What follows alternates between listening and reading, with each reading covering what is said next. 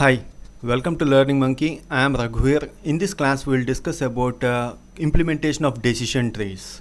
In our previous classes, we already discussed about the implementation of naive Bayes, KNN, SVM, and logistic regression. In naive Bayes, we clearly discussed about the complete code, about confusion matrix, how we develop the confusion matrix, how we plot the ROC and AOC curves. All these things were clearly discussed in our naive Bayes coding part.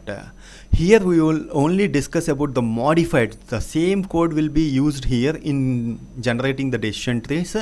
So we do some modifications here. Whatever the modifications we have done for implementing decision trees, that modified part will be explained here. If you want to, so based on the assumption that you are following us from the beginning of our classes. So for better understanding of the complete machine learning, please follow us from the beginning of the classes so that you will have a better understanding. The link for the playlist is provided in the description below. So coming to implementation part, so these are the packages which we are using for data cleaning and data pre-processing, and the first 5 blocks of the code is on data cleaning and data pre-processing. We are using Amazon mobile data set here. In this we are having the feedbacks are given by customers, and the data is binary class classification, positive and negative class, negative feedbacks and positive feedbacks. And the next blocks of the code is all about data pre-processing. Okay, and this is all about data pre-processing. After data pre-processing, so we converted our cleaned and data pre-processed data into a new file called Amazon mobile data cleaned.csv. So we are taking from this Amazon data cleaned data set, we are taking only 5,000 lines of the data. So why we are taking only 5,000 lines means for implementation purpose it will take a lot of time if you take the 70,000 records.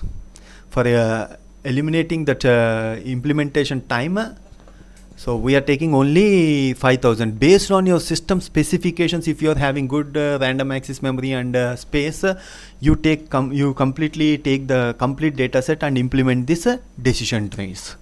So most of the systems are 4 GB random access memory. That's why we are considering only 5,000 data records. Okay, and the data is taken. We split the data into training and testing data. After that, we converted that into bag of words. So this is the code for bag of words. So hoping that you already know about this coding part. We clearly explained how to convert into bag of words, all those things in our previous classes. So this is called, this is the code for bag of words. After converting into bag of words, what we do here is now coming to decision tree implementation. The class which we use for decision tree is decision tree classifier. So in this decision tree classifier, we clearly discussed that the depth is taken as hyperparameter. So and in our previous classes, we can stop the decision tree in multiple ways by mentioning the depth. So we can stop the decision tree, or we can use the minimum sample split. Means in our decision tree, if you are going deep into the decision tree, you can stop if you are having 2 lines of data, or if you are having 5 lines of data, if you are having 10 lines of data, or if you are having 100 lines of data. Like that, you can stop your decision tree based on the minimum sample split. So here we are taking both the parameters, and based on both the parameters we will identify the best decision tree that fit to our data. So these parameters are taken into grid search CV. So in our previous class, this is what important here you have to understand. In our previous classes, our hyperparameters, we considered only one hyperparameter. In support vector machine, C is the hyperparameter. In logistic regression, lambda is the hyperparameter. Like that, we considered only one hyperparameter, but here we are considering 2 parameters. So it's difficult to plot the ROC and AOC plots. That's why what we have done here is, based on these 2 parameters, we will generate the heat maps. So these 2 parameters are sent for grid search CV. So what it will do is, it will consider both the parameters and it will take all the combinations of these parameters. Means 1, 2, 1, 5, 1, 10, minimum depth of 1 and minimum samples of 2, minimum depth of 1, minimum samples of 5, minimum depth of 1 and minimum samples of 500. Like that it will take all the combinations and it will generate the heat maps. So how we generated the heat maps? For heat maps generation, we used Seaborn. Seaborn is the package which we are having as heat maps. So you check the documentation and you will understand what's heat map. We will show the output here. So if you check the documentation and if you understand what's heat map, it will help you a lot in during the interview questions. So what's the options we have in heat map, how to change the formats, how to change the colors, all these things were clearly given in the documentation. So go to Python documentation, Seaborn heat map, you type in the Google, you will get the documentation. So you can check the class, what's the variables we have and what's the methods we have, all those things.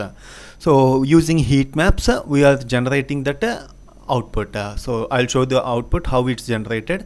See, on the y-axis we are taking maximum depth, on the x-axis we are taking minimum sample split.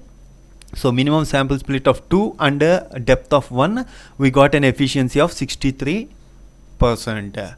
So minimum samples of 5 and minimum depth of 1, we got 63. Like that 80%. Minimum samples of 5 and maximum of minimum samples of minimum depth of 5 and minimum samples of 5, we got a efficiency of 80. So this is what we generated in this, and we generated this for test samples and we generated this for training samples. Test samples, this is for test samples, test data, and this is for training data. So which one was taken as the best hyperparameters? So which one we got for highest test score, that is taken for the best hyperparameters. The best hyperparameters we got here is 50, minimum depth of maximum depth of 50 and minimum sample split of 500. Okay, and we observe and one more thing we have to observe here, this heat map is visualizing very good, but when we consider the test score, this heat map, we are losing the ends. So what's this problem is, in some versions we are getting this problem in some versions of Seaborn. So when you got this problem with your Seaborn, so what you do is you add this code. So I'll show you the code. You add this code. If you don't get this problem, you can delete this code. Whatever the code we highlighted, you can add this code. If you add this code, you don't get that problem of edge splits. Okay. So in order to show you the difference, because in some versions of Seaborn we are getting that problem. So that's why we are showing the code which we have to add if you got that problem. Okay. So this is how we construct the heat maps, and the best hyperparameters are taken 50 and 500. Using this we will generate our decision tree. Okay, and we are generating our confusion matrix. All these things were clearly discussed in our previous classes.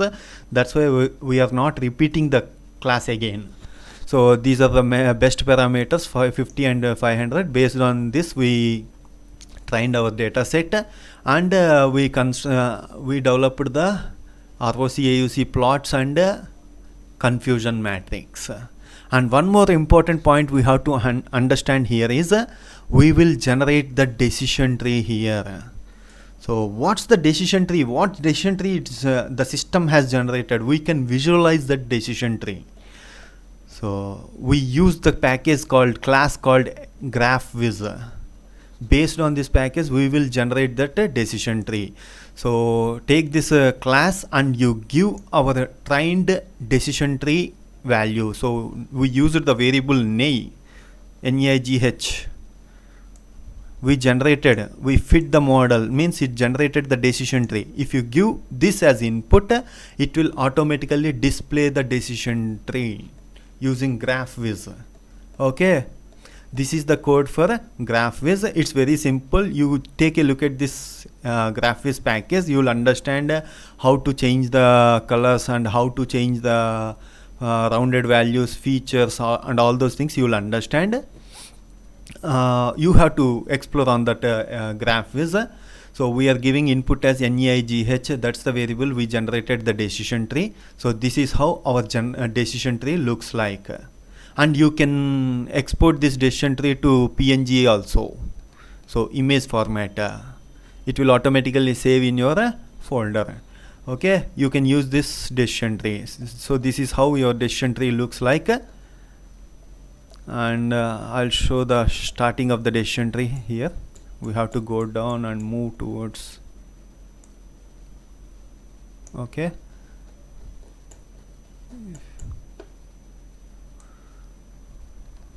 so okay, so this is the starting of our decision tree.